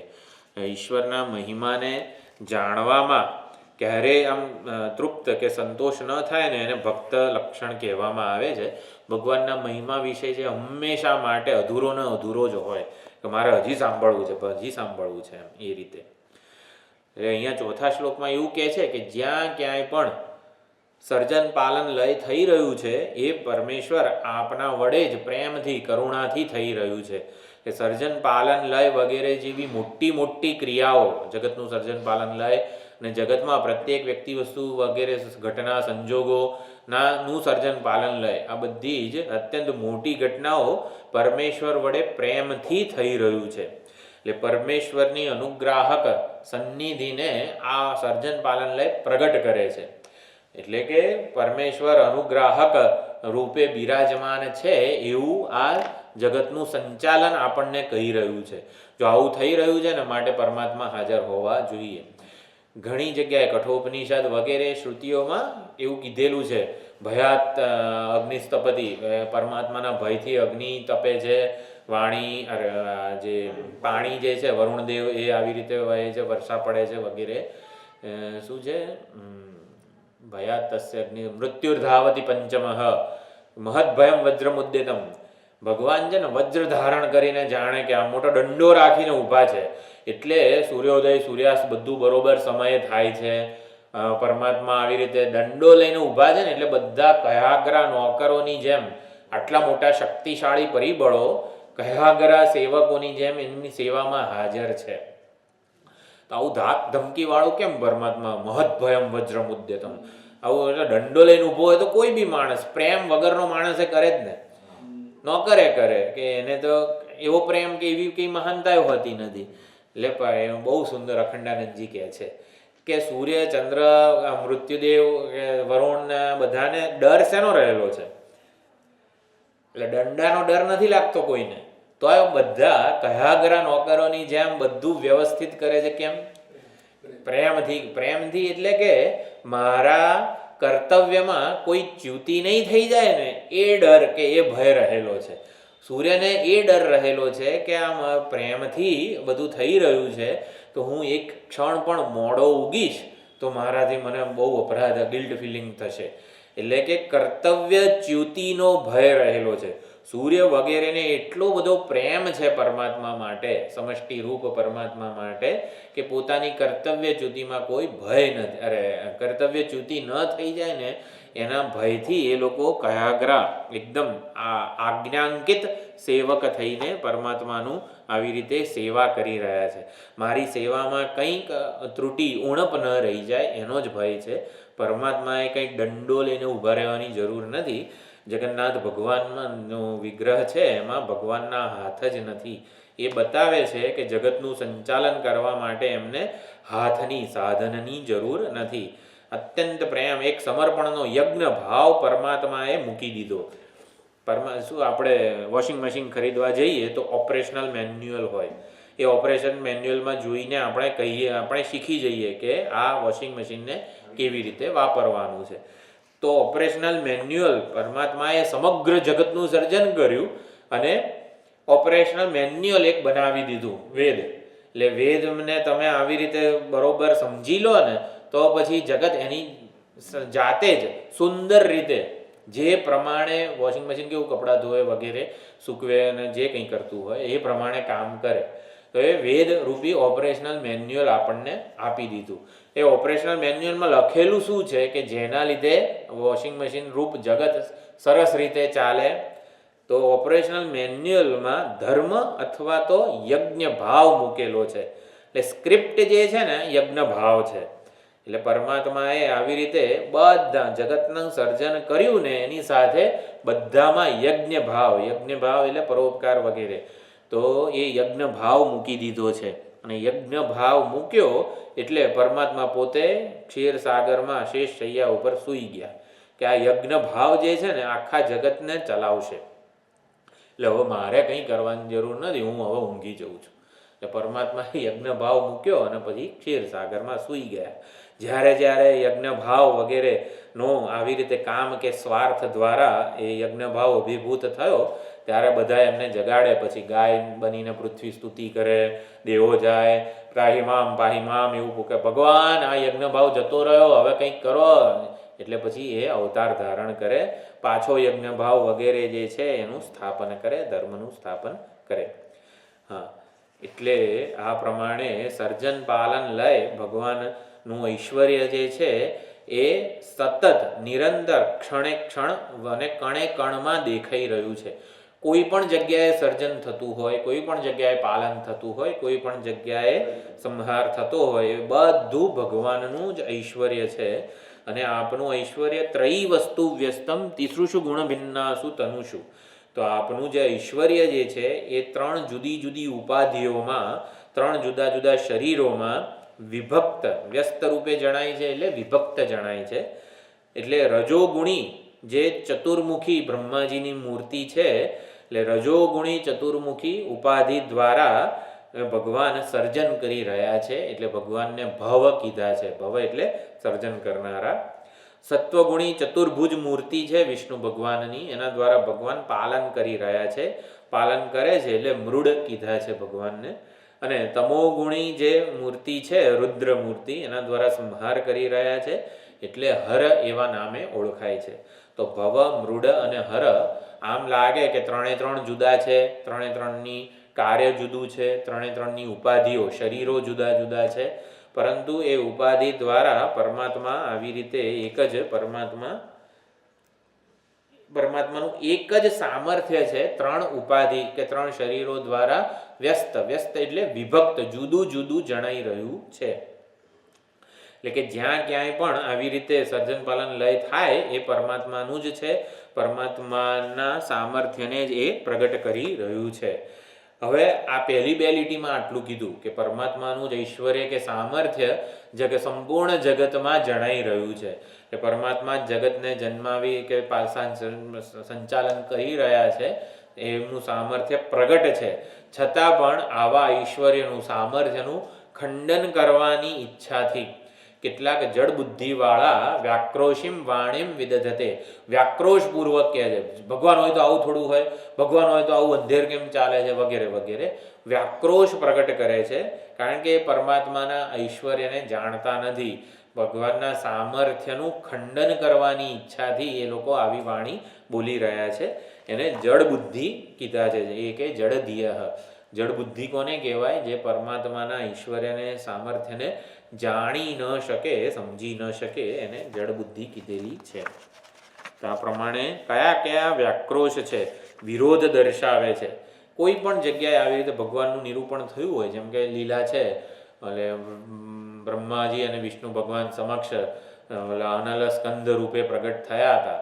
એટલે બ્રહ્માજી ઓલો છેડો શોધવા ગયા વિષ્ણુ ભગવાનને. આવી કોઈ પણ વાત આ શાસ્ત્રમાં આવે, પુરાણમાં આવે, તો એમને એવું થાય કે આ અનંત છે, અનાદિ છે, તો વિષ્ણુ અને બ્રહ્માજીને દેખાયા કઈ રીતે, એમની આગળ પ્રગટ કઈ રીતે થાય? એટલે વાક્યનું જે લીલા વગેરેનું જે તાત્પર્ય આપણે સમજવાનું છે, એમાં એનું ચિત્ત ના હોય, પરંતુ કંઈક સીતાનું હરણ કઈ રીતે થયું, એટલે પણ રામાયણ શેના માટે છે. એટલે આવી રીતે જડ બુદ્ધિ કોને કહે છે? જે લીલાનું તાત્પર્ય જે છે ને એને સમજાતું નથી, કોઈક બીજી જ વસ્તુમાં એનું મન પરોવાઈ જતું હોય છે, માટે એને જડ બુદ્ધિ કીધા છે. જડ બુદ્ધિ એટલે વિરોધ દર્શાવે, ભગવાનના ઐશ્વર્યનો, ભગવાનની યોજનાનો જે વિરોધ કરે. યુદ્ધમાં ભીષ્મ, દ્રોણ વગેરે જે બધા અધર્મના પક્ષે હતા, વિરોધ નોંધાવેલો. એટલે અધર્મનું આવી રીતે પક્ષ લીધો હતો, ધર્મનો જાણે કે વિરોધ કર્યો. એટલે જ્યારે ભીષ્મનો વધ કરવાનો હતો ત્યારે ભગવાને ચોખ્ખું કીધું કે મારી યોજનામાં ભગવાન, હે ભીષ્મ પિતામહ, તમે એક અત્યારે કાંટાની જેમ ઊભા છો, તમે જતા રહો અહીંથી, એવું કીધું મહાભારતમાં. એટલે તમે અત્યારે દેહ છોડવો જ પડશે. મારી જે યોજના છે એમાં તમે વચ્ચે વિઘ્નરૂપ છો. એટલે ઈશ્વરની યોજના જે છે એ પ્રમાણે જગત ચાલે છે, અને એમાં આવી રીતે પોતાના કોઈ મૂલ્યો વગેરે જે છે ને એ વચ્ચે આવતા નથી હોતા. એટલે એને પ્રાધાન્ય આપવાનું ના હોય. સત્ય અને અસત્યનું સ્વરૂપનું નિર્ણય કરવો હોય તો ભગવાન જે કહે છે, ભગવાનનો ઉપદેશ જ સત્ય કહેવાય, એવી રીતનું છે. ભગવાનની સાથે હોઈએ, ભગવાનની યોજનાને સ્વીકારીએ ને, એને જ સત્ય, અહિંસા વગેરે કહેવાય. એટલે દરેકે દરેક મૂલ્યો જે છે આપણને હકીકતમાં ભગવાનની સાથે જોડવા માટે છે. એટલે જે મૂલ્યથી ભીષ્મ દ્રોણ વગેરેની તો આ અત્યારે ચર્ચા ગઈકાલના ક્લાસ પ્રમાણે આવી, પરંતુ કેવું છે કે પોતાને ભગવાનના સામે પક્ષે રહેવું અને પોતાના મૂલ્યોને વધારે મહત્વ આપવું એ અધર્મ છે એમ. એટલે ધર્મનું સાચું સ્વરૂપ કોને કહેવાય? જે આપણને ભગવાનના પક્ષે રાખે, ભગવાન સાથે જોડાયેલો રાખે એને ધર્મ કહેવાય. ધર્મ એટલે ભગવાનને ચેલેન્જ આપે. ધર્મ તમે આચરણ કરો એટલે તમે ભગવાનને ચેલેન્જ આપો છો, એની યોજનાને એના કાયદાનું ઉલ્લંઘન કરો છો એવું છે. એટલે આ પ્રમાણે જડ બુદ્ધિવાળા વ્યાક્રોશ પ્રગટ કરે છે. વ્યાક્રોશ એટલે એ પ્રમાણેના આક્ષેપ કરે છે. જો ભગવાન હોય તો આવું જગતમાં અંધેર કેમ ચાલે છે વગેરે વગેરે એ પ્રમાણે. એટલે કયા કયા આક્ષેપો આ લોકો કરે છે? તો આપણે સનાતન પદ, પ્રાચીન પદ અને અર્વાચીન પદ આ 3 વસ્તુ જોઈ કે દરેક પદ ઉપર એ લોકો કેવા આક્ષેપ કરે છે. સનાતન પદ એટલે જે નિર્ગુણ, નિર્વિશેષ, નિરુપાધિક છે એ કોઈ દિવસ જણાનારું નથી. એટલે જણાયેલા વિષય રૂપે એ કોઈ દિવસ આપણી સામે કે ઓળખાય એવું નથી. એટલે સનાતન પદ ઉપર એવો આક્ષેપ કરે છે કે જેને તમે જાણ્યું કે ના ભાઈ અમે ન વિદ્મઃ ન વિજાનીમઃ એવું કેનોપનિષદમાં કહે છે. એટલે જડ બુદ્ધિવાળા આપણને કહે છે કે આ સનાતન પદ જેવી તમે બધી વાતો કરો છો જેની કોઈ વિશેષતા નથી, જેમાં કોઈ ગુણ નથી, આવું બધું કંઈ હોય ખરું? એટલે કે આવું કંઈ હોય જ નહીં, જે મન અને વાણીનો વિષય ના હોય, જેને આપણે જાણી ના શકીએ, આપણે ના જાણી શકીએ. ચલો ભલે આપણે ના જાણી શકીએ, સંતો મહાત્માઓ જે યોગીઓ છે એમણે તો જાણ્યું હશે ને કે ના એ લોકોએ જાણ્યું નથી. ન વિદ્મઃ ન વિજાનીમઃ, અમે જાણતા નથી અને અમારા પૂર્વાના આચાર્યો વગેરે જે છે એ લોકો પણ એને શિષ્યને કઈ રીતે બુદ્ધિનો વિષય બનાવી શકે એવી કોઈ રીત પણ જાણતા નથી. તો આવી નિર્વિશેષ વસ્તુ હોય જ નહીં એવું માનો ને ખાલી તમે વાતો કરો છો. આટલું બધું વેદાંતમાં આટલા બધા મંત્રો એના માટે આપ્યા છે, પણ નિર્વિશેષ નામની કોઈ વસ્તુ હોય જ નહીં. એટલે એ એનું ખંડન કરે છે.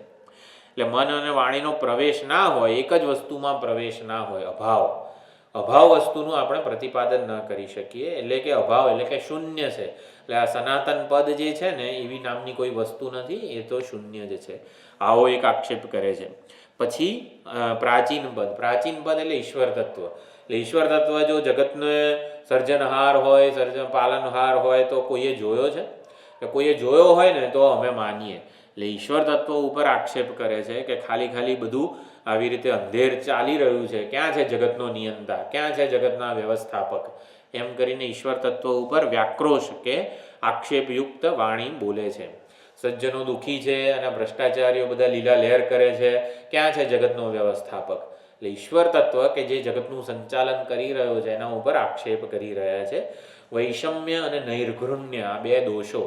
ઈશ્વર પક્ષપાતી છે. જો આને છે ને કશું જ કર્યા વગર બધું પ્રાપ્ત થઈ જાય છે, એટલે વૈષમ્ય પક્ષપાત જણાય છે. અને આ કેટલી મહેનત કરે છે તોય એને બરોબર એના જીવનમાં સફળતા મળતી નથી. વૈષમ્ય અને નૈર્ઘૃણ્ય એટલે અત્યંત ક્રૂર છે. એટલે ક્રૂરતાથી એ જગતને ચલાવે છે. કોઈને નિર્દોષ માણસોને આવી રીતે લઈ લે છે. કોરોનાને આ તે બધી એમાં એ લોકો ટાંકે કે જોને કોઈનો દોષ નથી. જિંદગીમાં જેણે ક્રોસિન ખાધી નથી, પેરાસેટામોલ લીધી નથી, એવા સ્વસ્થ વ્યક્તિને લઈ ઉપાડી લીધા. અને જે બધા આવી રીતે અનેક બધી સમસ્યાઓવાળા હતા એને આવી રીતે લીલા લહેર કરે છે. એટલે કે નૈર્ઘૃણ્ય ક્રૂરતા રહેલી છે એના વ્યવહારમાં. આવો આક્ષેપ, જો આ બધા આક્ષેપો છે. કોઈક રીતે જાણે કે આનો શું જવાબ છે ને આપણને ખબર હોવી જોઈએ એવું નહીં, પણ આ આક્ષેપોનો કેવી રીતે જવાબ આપે છે આપણા શાસ્ત્રો એ જાણવાનું છે. આપણા મગજમાં અંદરના ઠેકાણે એકાદો તો હોય કે ભગવાન પક્ષપાતી લાગે છે. કેમ? કારણ કે કોઈને કર્યા વગર બધું મળી જાય છે, કંઈ મહેનત કર્યા વગર કોઈને આમ સફળતા મળી જાય છે કે ગમે તે. આનો વેદ પાસે શું જવાબ છે? એટલે આ આક્ષેપો એટલા માટે સમજીએ છીએ કે આક્ષેપોનું સમાધાન યક્ષ તેવો બલિ એ રીતે આપણા શાસ્ત્રો આપે છે. અંતર્યામી એટલે પ્રાચીન પદ જ કહેવાય. તો અંતર્યામી વિરુદ્ધ આક્ષેપ કરે છે કે પાપી અને પુણ્યશાળી બંનેમાં સમાન કઈ રીતે હોય? ભગવાન કહે છે બધામાં સમાન છે, તો પાપી ને પુણ્ય, સંત અને શૈતાન બંનેમાં સમાન હોય કંઈ ભગવાન? એટલે કે ચોરને ચોરી કરતા રોકતો કેમ નથી ભગવાન? ઓલા જે મોહમ્મદ ઘોરીને બધા આવ્યા હતા કે કેટલાય ટન જનોઈ કોથળાઓ ભરીને, એટલે કેટલો વધ કર્યો હશે સોમનાથ મંદિર વગેરેમાં. એ વખતે રોક્યા કેમ નહીં ભગવાને? આવા બધા આક્ષેપો હોય છે આધુનિક વિચારકોના. તો હા, એટલે આનો શું જવાબ આપણા શાસ્ત્રો પાસે છે ને, એ આપણને આક્ષેપમાં રસ નથી, આપણે બધા શ્રદ્ધાળુ જ છીએ. આ તો આક્ષેપનો જવાબ કયો આપે છે ને એ આપણે સમજવાનું છે. પછી એટલે નિયંતા નિર્દય છે એક એ થયું, અને પાપી ને પુણ્યશાળીમાં સમાન કઈ રીતે હોય, ઠોઠ અને એકદમ તેજસ્વી એ બંનેમાં સમાન કઈ રીતે ભગવાન હોય, અથવા તો ચોરને ચોરી કરતા રોકતો કેમ નથી ભગવાન, દુર્જન જે છે દુષ્ટાચરણ કરતા રોકતો કેમ નથી ભગવાન, સર્વ સમર્થ હોય તો કેમ ક્યાં ગયો એ વખતે? તો આ પ્રમાણે અંતર્યામી વિરુદ્ધ આક્ષેપ કરે છે. અર્વાચીન પદ, અર્વાચીન સ્મશાનવાસી શિવજીની નિંદા, જો રામાવતારમાં રામજીની નિંદા, કૃષ્ણાવતારમાં કૃષ્ણની નિંદા કરનારા લોકો હતા જ. શિવજી વિશે પણ, શિવજી અત્યંત તામસિક છે, અપવિત્ર છે, બધી અપવિત્ર વસ્તુઓ, અમંગળ વસ્તુઓ ધારણ કરનારા છે. આવી ખોપરી નાન તેન બધું તામસિક અવતાર કહેવાય. આ તો કંઈ ભજનીય અવતાર નથી. અને અમંગળ કઈ રીતે, અરે અમંગળ છે અને તમે મંગળ કઈ, શિવ એવું નામ જ કેવી રીતે આપ્યું? એ પિશાચોની વચ્ચે રહે ને સ્મશાનમાં રહે ને આવું બધું ભસ્મ ને ભૂત ટોળીને બધું રાખે, એને ક્યાંથી હા ઈશ્વર કહેવાય? અથવા તો મંગળ શિવ કેવી રીતે કહેવાય?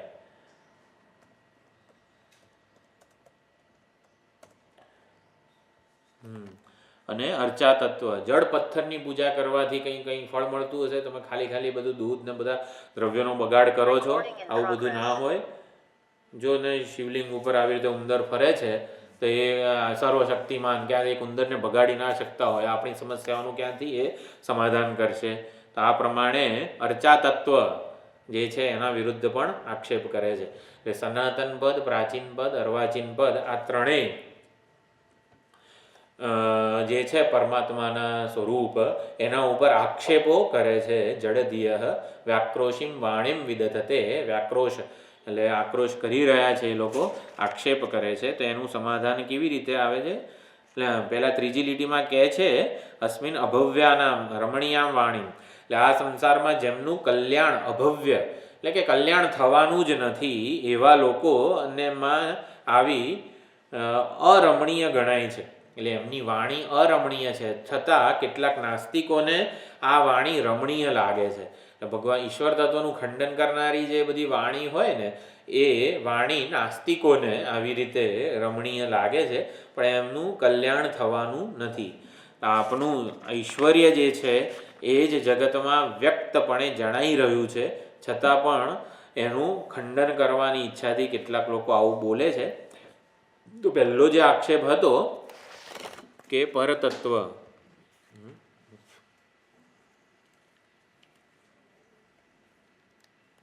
પૂરું થઈ ગયું. હા, એટલે પરતત્વ કે સનાતન પદ વિશે એમણે જે આક્ષેપ કર્યો હતો કે આવું કંઈ હોય જ નહીં, આવું કંઈ મન અને વાણીથી અતીત છે, આવું બધું કંઈ ખાલી ખાલી વાતો કરો છો, એ જે આક્ષેપ હતો કે જે જડ બુદ્ધિ, જડ પદાર્થો જોડે જ જેણે વ્યવહાર કર્યો છે એવા લોકોને સૂક્ષ્મ વસ્તુનો આવી રીતે વિચાર કરી ન શકે. જેણે જડ પદાર્થો જોડે વ્યવહાર કરેલો છે એ જડનો જે અંતર્યામી અથવા તો જ્ઞેય વસ્તુઓનો વિચાર કરેલો છે, કેમેરો વગેરે, ટૂંકમાં જ્ઞેય વેદ્ય વસ્તુનો જે જેણે વિચાર કરેલો છે, વેદ્ય વસ્તુઓ જ્ઞેય વસ્તુઓ સાથે જ વ્યવહાર કરેલો છે, એને વેદતા કે જ્ઞાતા જાણનારા વિશે એને કોઈ દિવસ વિચાર કરવાનું મન થાય જ નહીં. એટલે આંખ દ્વારા હંમેશા જેણે જોવાનો જ પ્રયત્ન કરેલો છે એને કોઈ દિવસ આંખ દ્વારા જોનારો કોણ છે ને એનો વિચાર ના આવે. એટલે કે આવી રીતે જેણે જડ વસ્તુઓ સાથે જ વ્યવહાર કરેલો છે ને ચેતન વિષયક વિચાર કરવાનું મન જ થાય નહીં. એટલે આવી રીતે અંતર્મુખ અથવા તો અંતરયાત્રા કે જાણનારો, જોનારો, સાંભળનારો કોણ છે એના વિષયક ચિંતન કરવાનું મન જિજ્ઞાસુ કે શ્રદ્ધાળુ વગેરે જે છે કે એનો અંતર્યામી કોણ છે, એનો પ્રેરક કોણ છે, કેનેશિતમ પદ્ધતિ પ્રેષિતમ, આ પ્રત્યેગાત્મ વિષયક જિજ્ઞાસા માટે અનેક જન્મોના નિષ્કામ પુણ્યો હોવા જોઈએ. નિષ્કામ પુણ્ય હોય તો જ આ જિજ્ઞાસા જન્મતી હોય છે. એટલે જળ પદાર્થો જોડે જ જેણે વ્યવહાર કર્યો છે એને જ્ઞાતાનો વિચાર આવતો નથી. જેના સોપાધિક રૂપોનો અનુભવ થતો હોય, જે ઘરેણા, બંગડી, વીંટી, ચૂની બધા સોપાધિક રૂપોનો અનુભવ થતો હોય, સુવર્ણ નામની કોઈ વસ્તુ નથી. મને સુવર્ણનું આંગળી નિર્દેશ કરીને બતાવો, તો આપણે આંગળી નિર્દેશ કરીને સુવર્ણ તત્વનો નિર્દેશ થઈ જ ન શકે. જે બધા સોપાધિક રૂપોમાં જણાય છે એનું નિરુપાધિક સ્વરૂપ નથી એવું કેવી રીતે કહેવાય? એટલે સોપાધિકનો અનુભવ થતો હોય તો નિરુપાધિક સ્વરૂપ હોવું જ જોઈએ, એ નથી એવું ના કહેવાય. એટલે પરતત્વ કે સનાતન પદ નથી, ચૈતન્ય સ્વરૂપ નથી એવું ન કહી શકાય. એટલે આ પ્રમાણે એનો જળ બુદ્ધિવાળા જે છે એનો આક્ષેપનું સમાધાન કરે છે. ચાલો પછીના છે આક્ષેપો થોડા બધા, એક ખાલી જોઈ લઈએ એક એક લીટી. ઈશ્વર તત્વના ઉપરના જે આક્ષેપો હતા કે જગતમાં બધું આવી રીતે કેમ ચાલે છે, અંધેર કેમ ચાલે છે, તો કર્મફળ દાતા રૂપે એનું જે સમાધાન આપવામાં આવે છે, કર્મનું ફળ ક્યારે, ક્યાં, કયો સંજોગોમાં, કેવું ને કેટલું આપવું, એના માટે સર્વજ્ઞતા જોઈએ. અને સર્વજ્ઞતા, સર્વશક્તિમત્તા વગેરે દ્વારા ઈશ્વર તત્વના આક્ષેપનું આપણે સમાધાન આપીએ છીએ. પછી અંતર્યામીમાં હતું ને કે સંત અને શૈતાનમાં ચોરને ચોરી કરતા રોકતો કેમ નથી. ખાલી એક ટૂંકમાં એક લીટીમાં જવાબ જોઈ લઈએ કે આકાશ છે ને ઘરમાં અને કુંજામાં સમાન હોય, સૂર્યનો પ્રકાશ ગટરમાં અને ગંગામાં સમાન રીતે પડતો હોય છે, એને કોઈ પક્ષપાત હોતો નથી, અવિરોધી છે. એ વીજળી બધામાં સમાન છે. હીટરમાં એ હીટિંગ આપે, રેફ્રિજરેટરમાં ઠંડક આપે. એટલે વીજળીને કોઈ પક્ષપાત, એટલે વીજળી આને રોકતી કેમ નથી ને એવો ના આપણે આક્ષેપ કરી શકીએ. એટલે અવિરોધી છે, બધી વિશેષતાઓને ધારણ કરનારો અંતર્યામી છે. એટલે એ કોઈને રોકે, વિશેષતા પ્રદાન કરનારો એ છે. એટલે એ કોઈને આવી રીતે સંત અને શૈતાનપણું બંને એમાં અધ્યારોપિત છે. એ બંનેમાં સમાન છે પણ આ બંને એમાં અધ્યારોપિત છે, કલ્પિત છે. એટલે આવી રીતે કંઈક એનું સમાધાન છે. અને પછી શિવજી અપવિત્ર છે, અમંગળ છે, એટલે જેને સંસાર વહાલો લાગે ને એને જે શિવજીમાં આવા ગુણો દોષો દેખાય.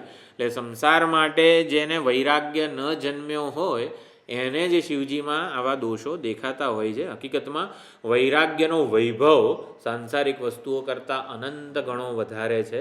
એટલે શિવજીની પરાધીનતા નથી, પરવશતા નથી, પરંતુ સમૃદ્ધિ છે આમનું જે તંત્રોપકરણ છે એ. અને મૂર્તિ પૂજા પરમાત્માની પૂજા છે, એ પ્રતીક છે. સર્વશક્તિમાનપણું મૂર્તિમાં કે અર્ચામાં જોવાનું નથી. સર્વશક્તિમાનપણું જોવું હોય તો ઈશ્વરનું જે સર્જન કરે છે એમાં જોવાનું છે. આ તો પોતાની લાગણીને જોડવા માટે મૂર્તિ વગેરે, વિગ્રહ વગેરે તત્વનું પ્રતિપાદન થયેલું છે. આમ શાસ્ત્ર ભણવાથી, સત્સંગ વગેરે કરવાથી જે આપણે આપણા જે કંઈ પણ આ વ્યાક્રોશ વગેરે છે ને એનું યોગ્ય સમાધાન મળી શકે છે. તો આ પ્રમાણે નાસ્તિકો કે ભૌતિકવાદીઓ જે આક્ષેપ કરે છે એનું સમાધાન આપણા શાસ્ત્રો કેવી રીતે આપે છે એ સમજવાનો પ્રયત્ન કરો. થોડુંક હજી ડિટેલમાં જોવાનો પ્રયત્ન કરીશું. આક્ષેપો સાચા છે કે નહીં અને આક્ષેપો કરનારની ગતિ શું થાય એ સમજવાનું છે. તો આવતી વખતે આપણે જોઈશું. નિરાકાર, સગુણ સાકાર એટલે અવતાર અને અર્ચા, અને સગુણ નિરાકાર એટલે ઈશ્વર અને અંતર્યામી. જે જગતનું કારણ છે, જગતનું ઉપાદાન છે, એટલે સગુણ છે અને એનો કોઈ આકાર, સમગ્ર વિશ્વ એનું રૂપ છે. પ્રત્યેક આકાર એના છે, એનો કોઈ આકાર નથી. એમ એવી રીતે નત્વહમ તેષુ તે મયી વગેરે, મત્સ્થાની સર્વભૂતાની વગેરે બધું કહેવાય. એ સગુણ નિરાકાર રૂપે જે પ્રતિપાદન છે એ ઈશ્વર તત્વનું છે. સગુણ સાકાર એટલે આપણે એની સાથે વ્યવહાર કરી શકીએ. ઓમ પૂર્ણમદઃ પૂર્ણમિદં પૂર્ણાત પૂર્ણમુદચ્યતે પૂર્ણસ્ય પૂર્ણમાદાય પૂર્ણમેવાવશિષ્યતે. ઓમ શાંતિ શાંતિ શાંતિ. હરિ ઓમ શ્રી ગુરુભ્યો નમઃ. હરિ ઓમ. Recording stopped.